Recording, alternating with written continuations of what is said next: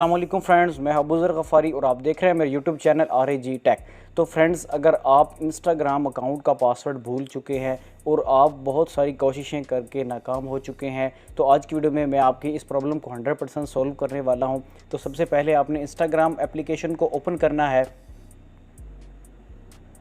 Open करने के बाद आपने अपनी प्रोफाइल पर क्लिक करना है। यहाँ पर राइट टॉप कॉर्नर पर आपको 3 लाइन मिल जाएगी, इस पर आपने क्लिक करना है। देन आपने सेटिंग पर क्लिक करना है। प्राइवेसी के नीचे सिक्योरिटी का ऑप्शन है, आपने सिक्योरिटी पे क्लिक करना है। यहाँ पे आपने लॉगिन एक्टिविटी के नीचे सेव्ड लॉगिन इन्फॉर्मेशन पे क्लिक करना है। यहाँ से अगर आपने इसको डिसेबल किया है तो फर्स्ट ऑफ ऑल आपने इसको इनेबल करना है। यहाँ पे देन आपने बैक आना है, फिर आपने पासवर्ड पे क्लिक करना है। अगर आपने अपने इंस्टाग्राम एप्लीकेशन को गूगल के साथ लिंक किया हुआ है तो यहाँ पे गूगल का ऑप्शन होगा।